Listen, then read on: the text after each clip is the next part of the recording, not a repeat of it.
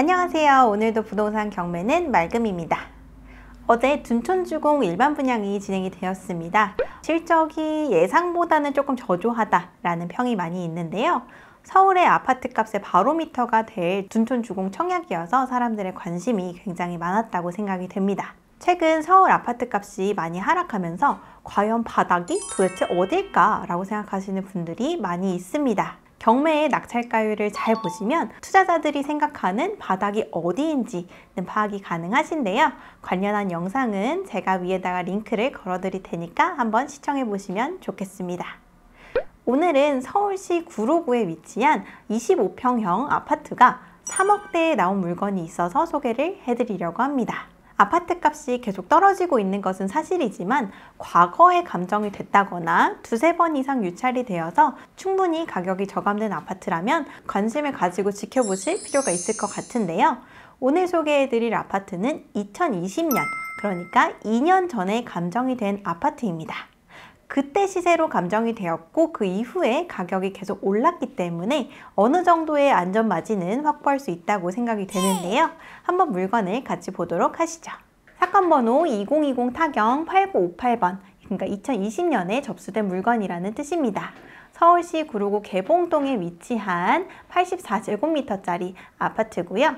2021년 12월에 3억 9,300만 원에 진행이 되었다가 변경이 됐습니다. 경매에서 변경이 이루어졌다는 것은 채무자가 이 물건을 빼앗기고 싶어 하지 않는다라는 뜻을 파악할 수가 있죠. 총 채권액은 8억 4,680만 원이고 청구 금액은 1억 원에 진행이 되는 물건입니다. 건물 전부와 토지 전부가 진행이 되고 있고요. 한번 이 물건이 위치한 곳을 보도록 하겠습니다. 자, 지도를 클릭해서 보시면 1호선 오류동역에서 접근하실 수가 있고요. 여기 위치한 건영 아파트입니다. 앞에 보시면 중학교가 있고 여기 초등학교도 있죠. 산 밑에 있기 때문에 숲세권이라고 할 수도 있고요. 초등학교, 중학교도 있으니까 실거주하면서 육아하실 분들은 관심을 가지고 보셔도 괜찮을 것 같아요. 그러면 이 물건이 2020년도에 감정이 되었지만 진짜 저렴한 걸까 궁금하실 수가 있겠죠. 이 물건의 매매 실거래가를 보면 올해 5월에 5억 7천, 21년 5월에 5억 3억 9,800, 20년에 4억 1,500 정도의 거래가 됐습니다. 지금 감정가가 3억 9천이니까 한 2020년도 가격까지 2년 전 가격까지 하락했다라고 보실 수가 있고요. 그렇다면 전세는 얼마 정도의 거래가 되었을까요? 22년 9월에 2억 4천만 원, 8월에 3억 4천, 3억 8천, 그다음에 4억 2천 이 정도의 거래가 되었다. 그러면 실거래가는 확인을 했으니까 한번 네이버 부동산에서 현재 진행되고 있는 물건의 호가를 한번 확인해 보도록 하겠습니다. 구로 건영 아파트. 자, 여기 나와 있는 건영 아파트 209세대 2동짜리 아파트고요. 면적은 저희가 8사였으니까 선택을 해서 보면 지금 매물을 보면 5억 2천, 5억 3,500, 101동에 4억 9천짜리 초급매라고 나와 있습니다. 11월 19일에 나와 있는데 초급매라고 하면은 지금 이거보다는 가격이 좀 떨어졌다라고 판단을 할 수가 있겠죠. 이렇게 물건을 확인을 한다면 어쨌든 4억 9천에 초급매가 나와 있으니까 3억 9,300이라고 하면 1억 원 정도 저렴하구나 라는 사실을 확인할 수가 있습니다. 그리고 전세가 정확하게 얼마 정도의 거래가 될지는 실제 임장을 가보셔서 부동산에서 임차 시세를 정확하게 조사를 하셔야겠습니다. 물건 사진을 보시면 깨끗하죠? 2동짜리 아파트니까요. 이렇게 산 바로 앞에 위치한 2동짜리 아파트고 경비실 위치에 있고 주차 공간은 당연히 좀 적겠죠? 이렇게 5, 6동 현관문 보안은 따로 되어 있지 않은 걸로 보입니다. 임장 가셔도 확인을 하실 수가 있겠네요. 905호가 오늘의 경매 물건입니다.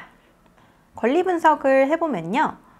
지금 2006년 8월 14일에 황모 씨가 경매로 이 물건의 소유권을 취득했습니다. 그리고 2006년 10월 23일에 전입을 하셨어요. 경매로 낙찰받고 실거주를 하고 계신 것으로 보입니다. 그리고 말소기준 권리는 2016년 6월 7일 근저당권이고요. 2017년에 또 하나 근저당권이 걸렸는데 이 근저당권자가 이미 경매를 신청을 했습니다. 지금 최저가가 3억 9천이기 때문에 무익년은 발생하지 않고 낙찰자한테 인수되는 위험도 없습니다. 전입은 지금 소유자가 전입이 되어 있기 때문에 인도 명령을 신청하시면 문제없이 진행이 되겠습니다.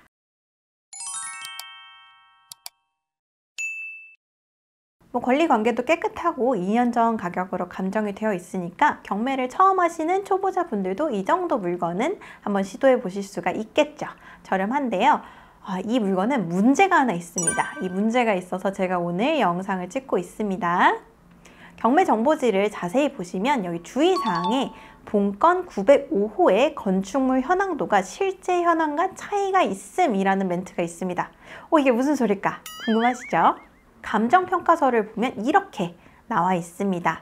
본건의 이용 상황 및 내부 구조는 폐문 부재로 확인할 수가 없었다. 그런데 건축물 현황 도면상 호별 배치와 현장 조사를 통해 확인된 호별 배치가 차이가 있어서 현황 기준, 문패 기준 905호를 평가하되 건축물 현황도를 기준으로 할 경우에 가격을 병기하였으니 경매 진행 시 유의하시기 바람. 이게 무슨 말이냐면요. 905호와 906호가 서로 마주보고 있는 형태로 위치한 아파트입니다. 그런데 이 문패가 서로 바뀌었다는 얘기예요. 905호는 원래 906호인 곳이고 906호는 원래 905호라는 얘기입니다. 저희가 빌라나 아파트나 문패를 붙이는 거는 작업자들이 하기 때문에 이런 식으로 문패를 뒤바꿔서 붙이는 경우들이 왕왕 있습니다. 이게 흔한 일이에요. 흔한 일이고요. 그래서 실제로 이 물건은 905호, 문패 기준 905호를 기준으로 평가했지만 사실 건축물 현황 도면상, 공부상으로는 906호라는 얘기입니다. 그러면 내가 이 905호를 낙찰받았는데 실제 공부상 906호라면 누구를 상대로 명도를 해야 될지 엄청 머리가 아프시겠죠? 그리고 아까 제가 등기부를 보면서 설명드렸지만 현재 점유하고 있는 소유자도 이 물건을 경매로 취득을 했습니다. 그러면 이 사람은 905호를 기준으로 명도를 해서 살고 있는 걸까요? 906호를 기준으로 해서 명도를 해서 살고 있는 걸까요? 궁금하시겠죠? 과거 이 물건의 경매 사건을 보면요. 2005 타경 37885번으로 진행이 됐고요. 똑같이 건영아파트 102동 905호입니다. 5명이 입찰을 해서 현재 소유자인 황모 씨가 낙찰을 받으셨습니다. 1억 5,212만 원의 낙찰을 받으셨고요. 그런데 과거에는 감정평가를 할 때 건축물 대장과 현황상을 비교하는 경우가 많이 없었습니다. 비교를 안 하는 경우들이 상당히 있었어요. 그래서 감정평가서를 보면 그냥 이렇게 나와 있습니다. 905호와 906호가 이렇게 위치가 되어 있고 본건은 이 905호다 라고 나와 있습니다. 공부사항이랑 비교를 안 한 거죠. 지금 이게 과거 사건의 감정평가 내역입니다. 여기 905호가 위치를 하고 있었죠. 그리고 현재 사건의 감정평가서를 보면 똑같이 여기가 905호입니다. 변한 게 없어요. 과거의 경매가 진행될 때는 감정평가사가 이 현황상 호별 배치와 공부상이 차이가 있다는 멘트가 없었습니다. 그렇기 때문에 낙찰 받으신 황모 씨도 그냥 현황상 905호를 대상으로 인도 명령을 신청한 걸로 보입니다. 그런데 최근에는 감정평가를 할 때 공부상이랑 다 비교를 해서 기입을 해주기 때문에 우리가 이 사실을 알게 된 거죠.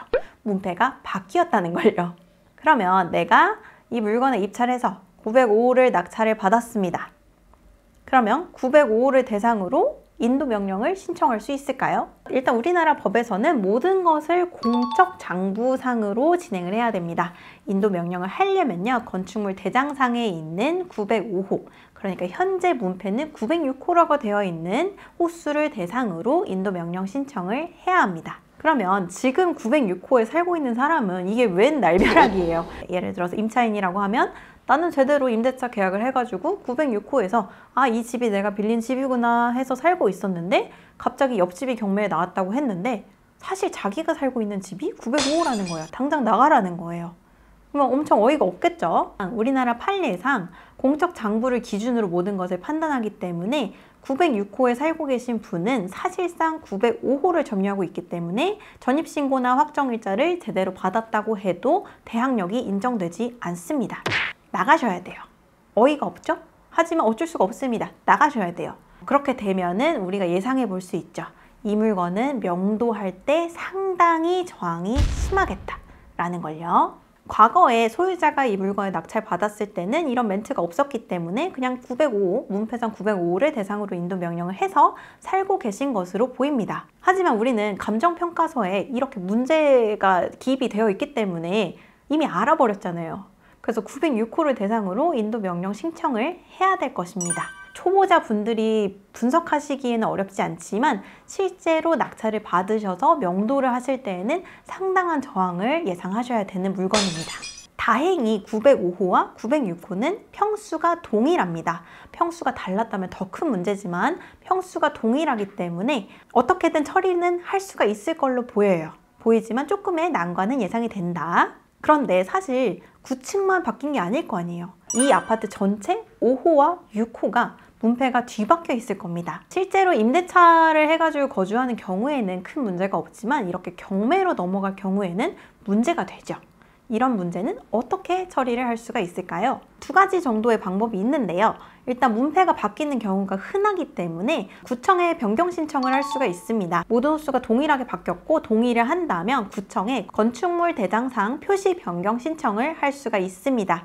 이게 흔한 일이기 때문에 구청에서도 이런 신청서를 받아주고 있어요. 그래서 이 물건을 낙찰 받으신 분이 906호랑 일단 문제를 해결하시고 전체 아파트 5호와 6호 소유자들의 동의를 얻어서 건축물 대장상 변경 신청을 할 수가 있습니다. 그런데 평수가 같다고 해도 내가 이 집에 인테리어 할 때 들인 돈들, 뭐 이런 차이들이 있겠죠. 어떤 집은 누수가 있을 수도 있고 인테리어에 돈을 정말 많이 썼을 수도 있으니까 모든 소유주들의 동의를 얻는 거는 이것도 쉽지 않은 일일 겁니다. 두 번째 방법은 그냥 서로 이사를 하는 겁니다. 공부에 맞춰서 그냥 서로 다 이사를 하는 거예요. 그런데 이것도 모두의 동의를 얻어서 하는 거는 쉬운 일이 아니겠죠. 그래서 이 물건을 낙찰 받으신 분은 생각을 잘 하셔야 돼요.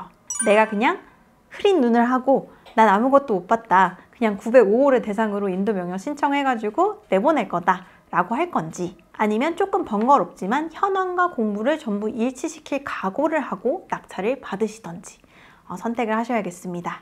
경매를 하다 보면 이렇게 호수가 뒤바뀌어 있는 물건들은 많이 보실 수가 있습니다. 빌라도 있고 오피스텔도 있고 아파트도 있습니다. 호수가 바뀌는 경우는 많아요. 사람들의 실수가 있을 수 있기 때문에. 이런 물건을 낙찰 받으실 때는 어떻게 해결해야 되는지까지 생각을 하고 입찰에 응하셔야겠죠. 오늘 소개해드린 물건은 가격은 분명 저렴하지만 낙찰받은 후단에 처리해야 되는 조금의 어려움이 있는 물건이었습니다. 그럼에도 불구하고 저렴한 가격으로 낙찰만 받으실 수 있다고 하면 안 해볼 이유는 없겠죠. 이 물건에 관심 있으신 분들은 한번 임장 다녀와 보시고 앞에 호수랑도 얘기를 한번 나눠보시고 입찰에 응해 보셨으면 좋겠습니다. 오늘은 2년 전 가격으로 감정된 매력적인 물건이지만 해결해야 되는 문제가 있는 경매 물건을 소개해 드렸습니다. 우리가 흔히 그냥 공부 떼주고 그리고 현황 보고하면 맞겠거니 하고 넘어가는 경우들이 있잖아요. 그런데 실제로 이 물건들이 경매로 넘어갔을 때는 나의 대항력과 권리를 지키기 어려운 상황이 올 수도 있습니다. 경매뿐만 아니라 매매나 임대차를 할 때에도 공부와 현황이 일치하는지 여부는 꼭 확인해 보시는 습관을 들이시면 좋겠습니다. 그럼 오늘도 여러분의 부동산 투자에 진짜 도움을 드리는 집가사람 경매학원이었습니다. 감사합니다.